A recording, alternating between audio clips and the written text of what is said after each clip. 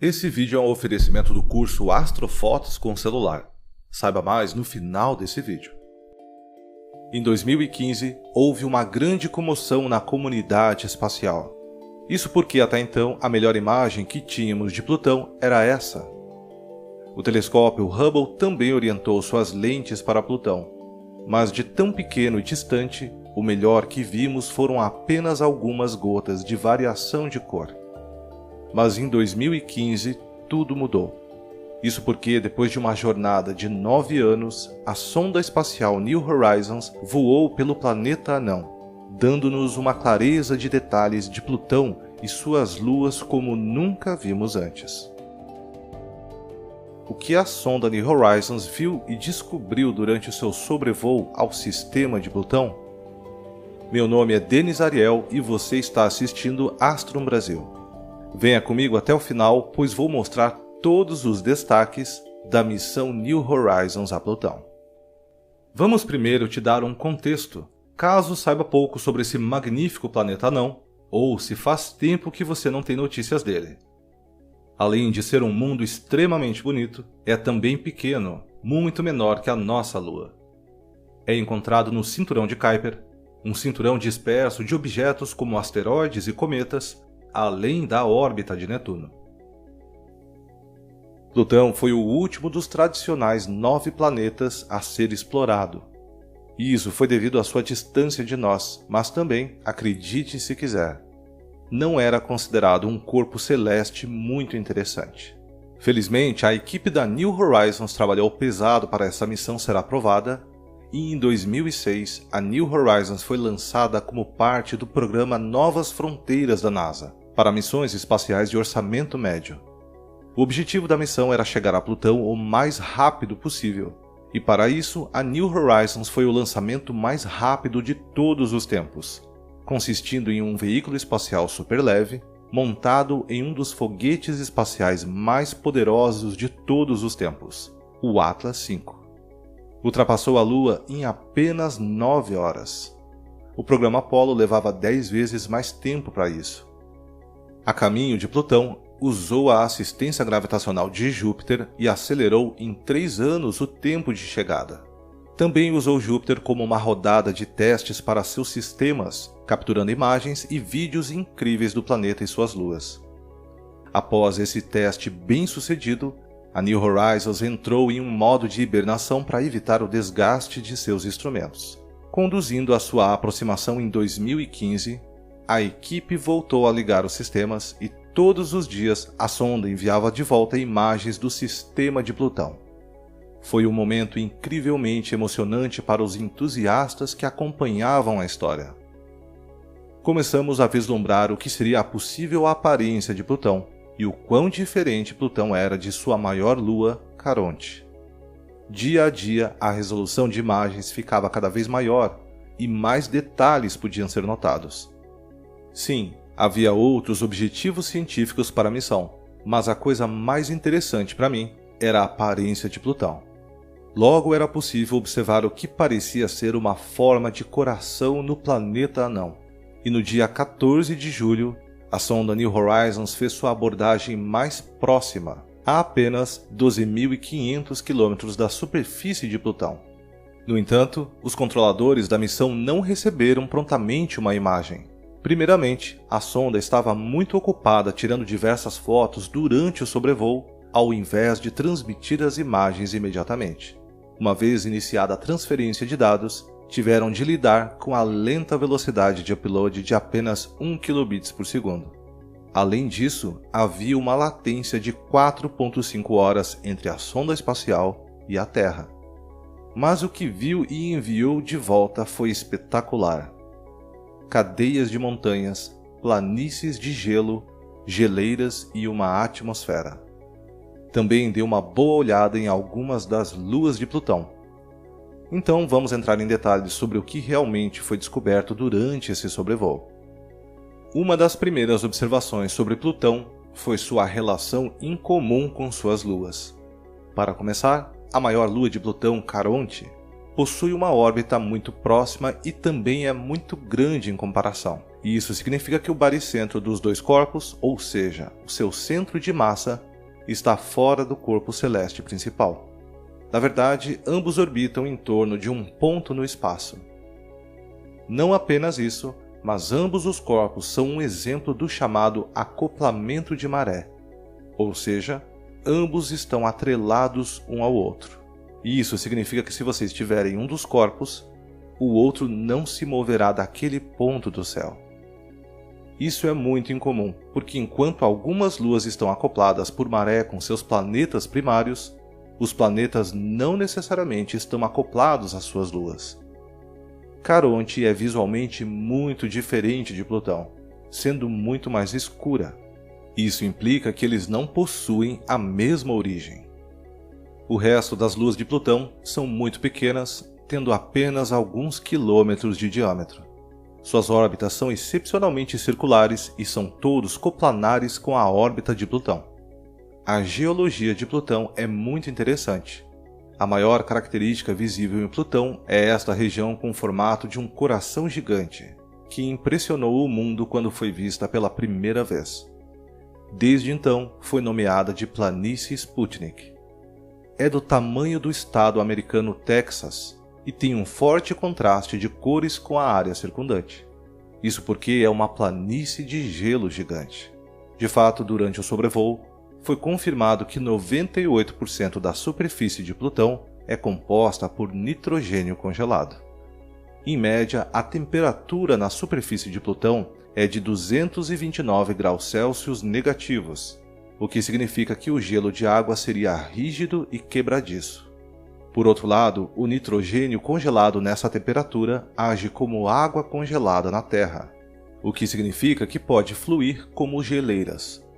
O fenômeno pode ser observado na borda da planície, geleiras fluindo para as lacunas ao redor das crateras e cadeias de montanhas.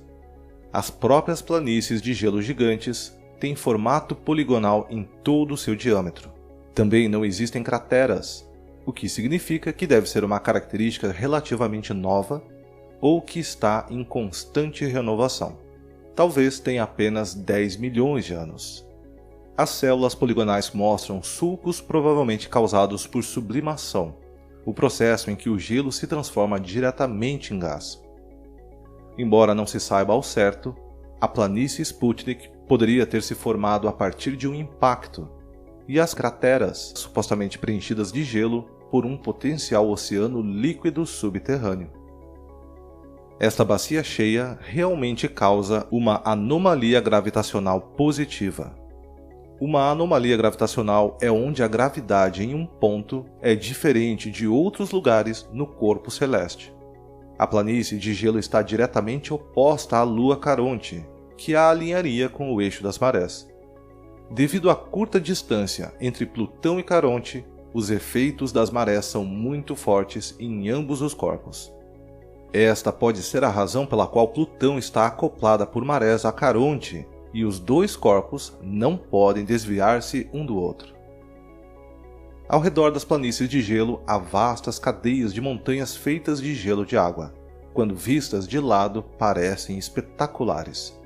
Água congelada é o único tipo de gelo detectado em Plutão que seria forte o suficiente para suportar alturas de vários quilômetros a essa temperatura. Entre as montanhas encontradas em Plutão, algumas talvez sejam criovulcões. Um dos candidatos mais prováveis é a montanha White Mounds. Tem 4 km de altura, é um dos picos mais altos em Plutão, com uma grande depressão encontrada em seu centro. Os criovulcões podem ser um fator preponderante para explicar a superfície jovem de Plutão. Tartarus dorsa é um conjunto extenso e altamente distinto de montanhas com 500 metros de altura e se assemelham à pele de cobra ou casca de árvore. Acredita-se se tratar de penitentes. Se isso for verdade, Plutão é o único lugar em nosso sistema solar, além da Terra, onde eles foram observados. Mesmo na Terra, eles são muito raros, mas alguns podem ser encontrados no deserto do Atacama e outras regiões secas e de grande altitude.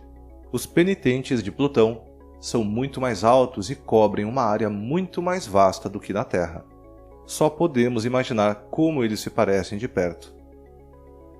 Outra característica de Plutão é o escuro material que parece ter sido borrifado na superfície em algumas regiões.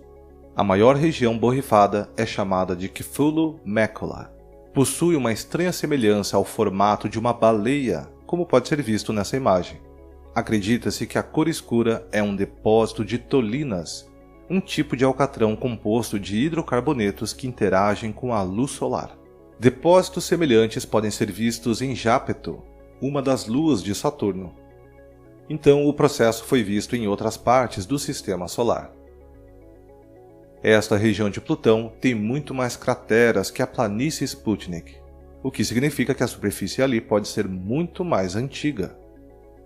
Cadeias de montanhas podem ser vistas no meio de Cthulhu Macula, cobertas com o que se acredita ser metano congelado. Aparentemente, o metano condensa como geada em grandes altitudes em Plutão. A água do manto ou de bolsões de água presos na crosta irrompem sobre a superfície de Plutão, criando uma paisagem variada. Mas acontece que não é apenas água encontrada nessas erupções, mas uma mistura com tolinas. Dados do telescópio espacial Hubble sugeriram que Plutão estava ficando mais vermelho, e a New Horizons pode ter passado durante a época mais vermelha de Plutão em seu ano. E a New Horizons pode ter descoberto a razão. Aqui, em uma região chamada Viking Terra, temos um criovulcão que gerou essa lama de tolina e água nas redondezas.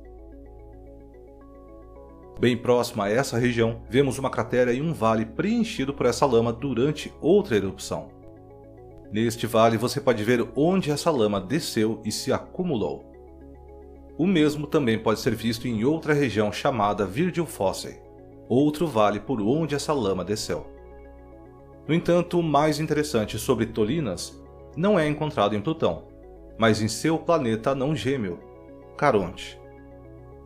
Nesta imagem colorida aprimorada de Caronte, o que você notou imediatamente? A tampa vermelha sobre o seu polo norte. Incrivelmente, como a gravidade de Plutão é tão fraca, quando essa mistura de lama entra em erupção, parte dela escapa completamente de Plutão e faz uma jornada de 19.000 km até Caronte. As tolinas estão localizadas aqui porque Plutão e Caronte estão travados um ao outro, no que é chamado de acoplamento de maré, com suas faces constantemente de frente um para o outro. Poeticamente falando, nesta eterna valsa, Plutão sempre esconde o seu coração de Caronte.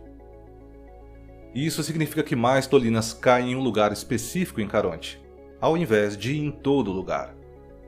E por falar em Caronte, algumas descobertas interessantes foram feitas sobre ele também. Ao contrário de Plutão, é um mundo de água gelada, cuja superfície é predominantemente de nitrogênio. Como tal, não tem realmente uma atmosfera como Plutão, já que o gelo de água está preso à superfície. Em Plutão, dependendo de suas estações, o gelo de nitrogênio sublima, o que significa que a densidade atmosférica pode variar em muitas ordens de magnitude ao longo do seu ano. Com esta sublimação e recongelamento da atmosfera, a aparência de Plutão pode dramaticamente mudar ao longo de seu ciclo sazonal de 248 anos. Agora, para mim, a descoberta mais impressionante que a New Horizons foi capaz de confirmar é de que Plutão possui uma atmosfera. E não apenas isso, mas as imagens são incríveis. Devido ao pequeno tamanho e gravidade fraca, a atmosfera parece se estender bem acima da superfície de Plutão. A atmosfera da Terra, sendo muito mais massiva e densa em comparação a Plutão, envolve firmemente o planeta, já que a gravidade é muito mais forte. Entretanto, a pressão atmosférica em Plutão é excepcionalmente baixa, aproximadamente 10 microbares, ou de 100.000 a 1 milhão de vezes mais fraca que a pressão atmosférica da Terra.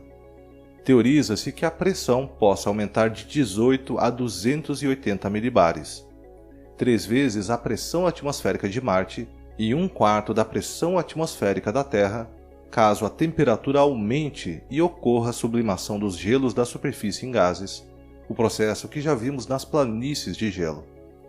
Acredita-se que a última vez que Plutão teve essa densidade atmosférica foi há 900.000 anos atrás.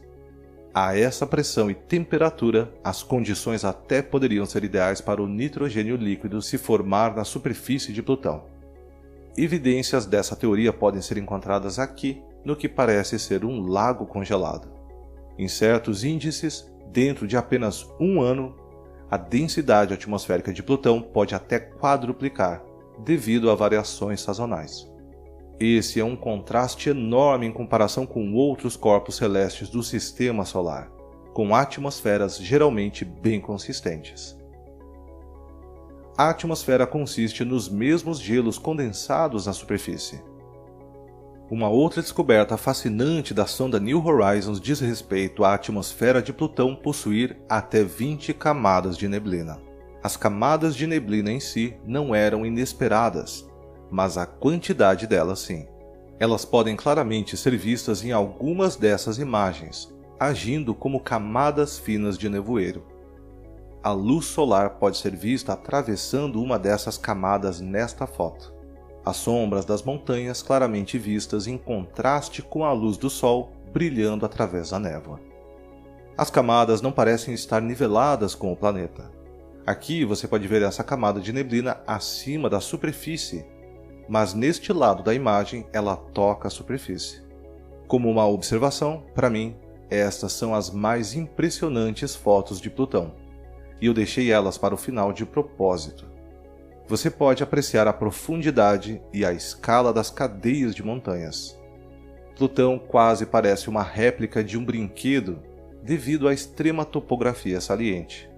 Mas essas montanhas parecem tão altas porque Plutão é muito pequeno e sua gravidade não é forte o suficiente para puxá-las para baixo.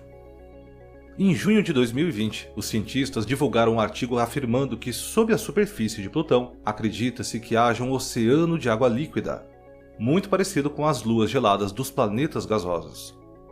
Originalmente, estando tão longe do Sol, acreditava-se que Plutão havia se formado em baixas temperaturas. No entanto, evidências pela sonda New Horizons sugerem que esse não é o caso, e que Plutão teve a sua formação sob altas temperaturas. E isso pode implicar que Plutão tenha sido um mundo oceânico. E se for verdade, então é possível presumir que a habitabilidade em Plutão pode ser tão boa quanto a habitabilidade nas luas geladas mais próximas de nós. Na verdade, se Plutão for o padrão para planetas anões encontrados no cinturão de Kuiper em geral, pode haver muito mais mundos habitáveis por lá. E como sabemos que Plutão teve sua formação sob altas temperaturas? Há evidências de expansão e não contração em sua superfície. Essas rachaduras mostram que a crosta está se separando e não se dobrando sobre si mesma.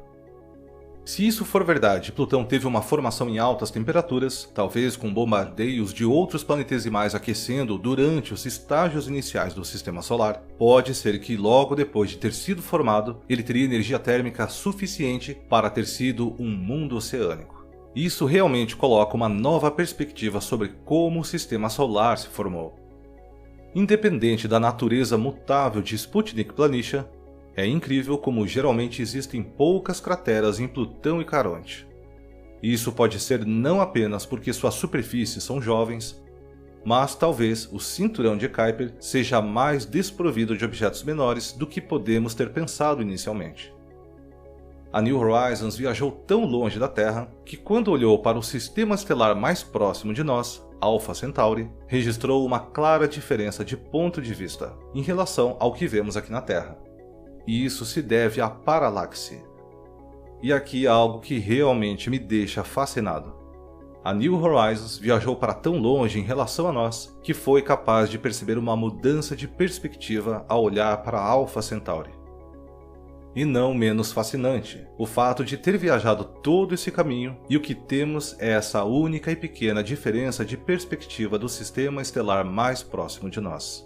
O espaço é realmente grande e fascinante. Quando a New Horizons sobrevoou Plutão em 2015, quase não diminuiu a velocidade. Sua trajetória após o encontro realmente o levou mais adiante no cinturão de Kuiper, um cinturão disperso de objetos semelhantes a asteroides além da órbita de Netuno. Dado que esta região está tão longe da Terra, é um território praticamente desconhecido, um lugar onde nenhum homem jamais esteve. Então a equipe da New Horizons conhecia um objeto que poderia visitar em seguida? Sim, e seu nome é Arrokoth. Mas, incrivelmente, eles nem sabiam da existência antes do lançamento da New Horizons. Então, o que é o Arrokoth? Com o que ele se parece e o que o torna diferente de tudo o que já vimos antes? No ano anterior ao sobrevoo de Plutão, o tempo foi dado à equipe da New Horizons com o telescópio espacial Hubble para que eles pudessem localizar um objeto para a New Horizons visitar depois de Plutão. O Hubble realmente descobriu 3 novos objetos razoavelmente perto de onde a New Horizons estaria indo. E depois de estudar os dados, o objeto de 35 km, agora conhecido como Arrokoth, foi escolhido.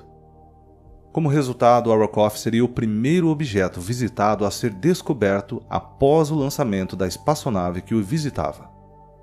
A New Horizons estava saudável e bem depois do sobrevoo de Plutão, com propelente deixado em seu tanque e anos restantes em seu gerador termoelétrico de radioisótopos. E assim, os comandos foram rapidamente enviados a New Horizons pela equipe de missão para ajustar seu curso e então pudesse se encontrar com o novo e promissor alvo. Por ser tão pequeno e distante, não sabíamos muito sobre o objeto. Tudo que o Hubble conseguia detectar era a sua cor e as quedas e picos de brilho conforme ele girava. No entanto, os cientistas também observaram a ocultação de uma estrela por Arrokoth. Incrivelmente, a partir desta ocultação, eles foram capazes de prever a forma de Arrokoth, e como você verá mais tarde nesse vídeo, essa previsão estava quase certa. No mínimo, eles sabiam que seria um objeto alongado, portanto, potencialmente um binário de contato ou simplesmente um objeto longo do tipo asteroide. Cabia a New Horizons confirmar suas previsões. 3 anos após deixar Plutão, em agosto de 2018, a New Horizons iniciou sua fase de aproximação a uma distância de 172 milhões de quilômetros. A essa distância, Arrokoth mal era visível para a New Horizons contra o pano de fundo das estrelas distantes. Mas em dezembro de 2018, o asteroide já aparecia brilhante para a visão da New Horizons. Viajando a 51 mil km por hora, a New Horizons estava rapidamente se aproximando de Arrokoth, e dados científicos neste ponto já estavam começando a ser coletados. À medida que a New Horizons se aproximava cada vez mais, o formato de Arrokoth começava a ser definido. Tinha uma aparência bizarra, o que parecia ser um binário de contato, e era relativamente livre de crateras, com uma superfície irregular. Era diferente de qualquer um dos asteroides ou cometas que já tínhamos visto de perto antes. Em 1º de janeiro de 2019, a New Horizons fez sua maior aproximação, a uma distância de apenas 3.500 km de sua superfície, e também foi neste dia que captou a maior parte de seus dados científicos. Este sobrevoo fez de Arrokoth o objeto mais distante já visitado por uma espaçonave, estando a 6,5 bilhões de quilômetros do Sol na época, ou cerca de 45 vezes mais distante do que a Terra está. Estando tão longe, a velocidade de transferência de dados era incrivelmente lenta, apenas 1 kilobit por segundo. Aqui uma observação pessoal. O fato de nos comunicarmos com a New Horizons a essa distância já é algo por si só incrível. Essa baixa velocidade de transferência de dados significa que levou cerca de 2 anos para enviar todos os dados coletados em torno de Arrokoth de volta para a Terra.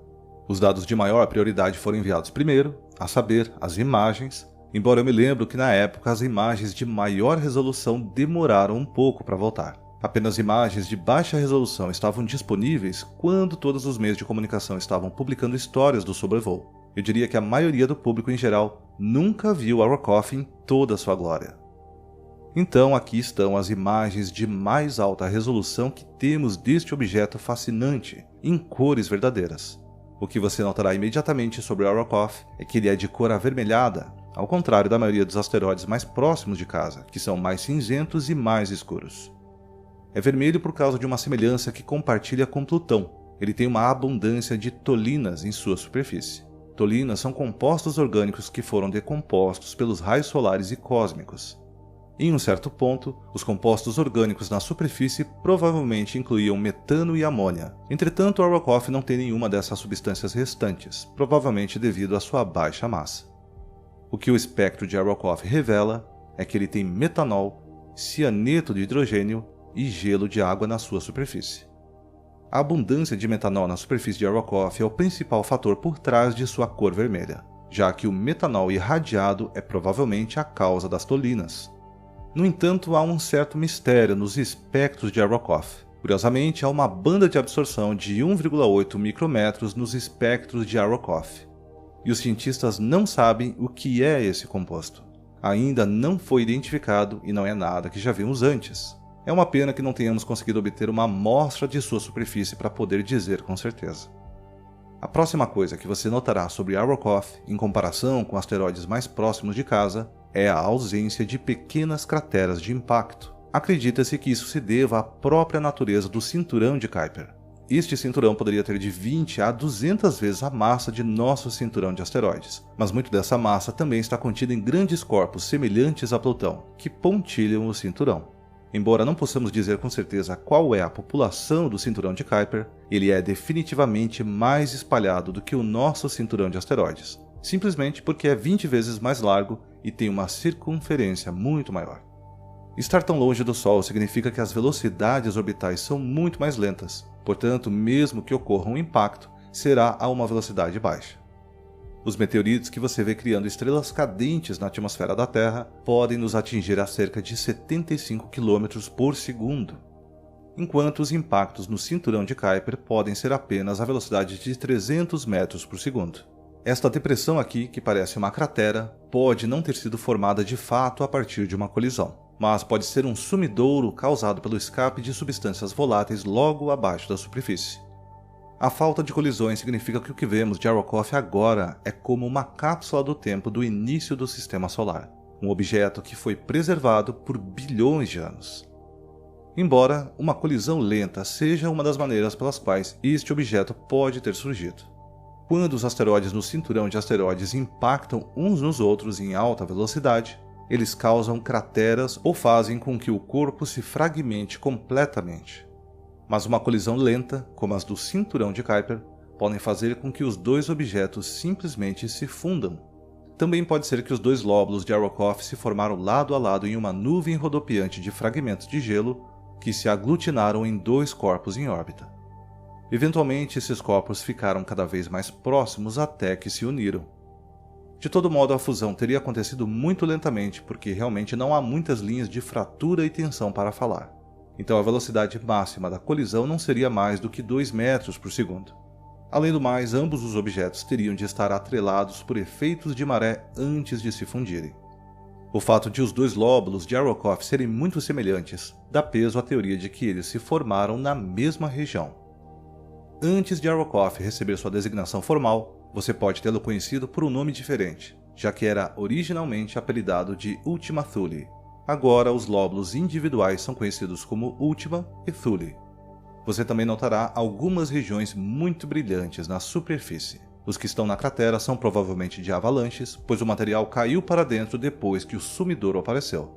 A outra grande mancha brilhante é encontrada ao redor do ponto de conexão entre os dois lóbulos. Não se sabe ao certo por que esta região é mais brilhante, mas as teorias sugerem que esta região vê a menor quantidade de luz solar. Então talvez substâncias voláteis possam se acumular aqui, como o gelo de amônia. Também pode ser que, como essa região seria o centro de gravidade do objeto, o material solto rola pelos lóbulos para se coletar no centro. Com uma densidade de apenas 0,5 gramas por centímetros cúbicos, Arrokoth não será densamente compactado, mas provavelmente é poroso. Materiais voláteis teriam escapado do interior do objeto ao longo do tempo devido a uma fonte interna de calor, mas então esses materiais congelariam na superfície, deixando para trás apenas restos rochosos no interior. Essa fonte de calor ainda pode ser detectada em algum grau, pois os modelos sugerem que Arrokoth deveria ter de 12 a 14 Kelvin. No entanto, a New Horizons descobriu que era de fato 29 Kelvin. Ainda é extremamente frio, só não tão frio quanto esperávamos. Há uma última característica misteriosa de Arrokoth que não é imediatamente aparente a partir dessas imagens, que só foi descoberta depois que os dados da New Horizons foram vasculhados. Arrokoth é de fato muito mais plano do que esperávamos. Não notamos a princípio porque Arrokoth gira dessa forma. o que significa que não vimos muito dele iluminado de um ângulo lateral. Não sabemos realmente por que é plano. Talvez seja devido às forças centrífugas quando os lobos individuais se formaram, o que implica que ele estava girando muito mais rápido do que hoje. Ou talvez seja devido à maneira como Arrokoth orbita e gira, o que significa que um lado do objeto é constantemente exposto ao Sol por décadas. E isso faria com que as substâncias voláteis escapassem apenas de um lado, até o final do ano, quando o outro lado fosse então exposto ao Sol. A pesquisa ainda está em andamento para modelar a causa. Quando a New Horizons deixou Arrokoth, olhou para trás e teve um último vislumbre de sua silhueta contra o pano de fundo das estrelas. Quem sabe se um dia Arrokoth será visitado novamente. Pode ser que esta seja a última visão de perto que teremos. E o que teremos para o futuro da New Horizons? Bem, ela ainda tem vida útil em sua bateria e 11 kg de combustível ainda a bordo. Então a caçada agora está em andamento para procurar alvos adicionais. Mesmo que nenhum outro objeto do cinturão de Kuiper possa ser descoberto perto o suficiente de sua trajetória atual para que possa fazer um terceiro sobrevoo, a equipe da New Horizons já está apresentando propostas para uma missão estendida que terá um foco completamente diferente. Eles querem converter a New Horizons em um observatório altamente produtivo, conduzindo ciência planetária, astrofísica e observações heliosféricas, uma ciência que nenhuma outra espaçonave pode realizar. Simplesmente porque a New Horizons é a única espaçonave no cinturão de Kuiper e na heliosfera externa do Sol, e longe o suficiente para realizar alguns tipos únicos de estudos de astrofísica. Esses estudos abrangeriam desde novas observações astronômicas únicas de Urano, Netuno e planetas anões, até pesquisas de buracos negros flutuantes e do meio interestelar local, juntamente com novas observações da fraca luz visível e ultravioleta do espaço extragaláctico. Além disso, a New Horizons já nos forneceu uma riqueza de dados sobre objetos do cinturão de Kuiper que não saberíamos de outra forma. Quem poderia dizer que esta é a aparência de Plutão? E então Caronte? E que Arrokoth seria um objeto plano? Considerando que esses são os únicos objetos do cinturão de Kuiper que já vimos de perto, quem sabe o que mais iremos descobrir no futuro? Talvez algo muito especial por lá está apenas esperando para nos surpreender. Então é isso, o legado da missão New Horizons. Muito obrigado por assistir. Você gostou desse vídeo? Então deixe um like e se inscreva no canal. Quando você faz isso, torna o conteúdo desse vídeo relevante para um grupo muito maior de pessoas. E você já se imaginou fazendo fotografias do céu noturno? Aprenda como fazer fotos da lua e das estrelas com o celular em uma semana. Com o curso Astrofotos com celular, você vai dar início ao mundo da astrofotografia com apenas um celular. Nada de equipamentos caríssimos para fotografar a majestosa lua, nebulosas e as estrelas do nosso universo. Um curso compacto com tudo o que você precisa para começar com o pé direito na astrofotografia. Acesse o primeiro link na descrição desse vídeo e se inscreva agora mesmo. Você gosta do trabalho que fazemos aqui? Já pensou em ajudar o Astron Brasil? Então conheça nossa página para apoiadores na plataforma Apoia-se e também o clube de canais aqui no YouTube. Além de ajudar financeiramente o projeto, você também terá acesso a conteúdos exclusivos, como por exemplo lives exclusivas para membros e apoiadores, e também acesso antecipado aos vídeos semanais do canal. Um especial agradecimento aos nossos queridos membros e apoiadores que todo mês ajudam o canal a se manter. Muito obrigado e até o próximo vídeo.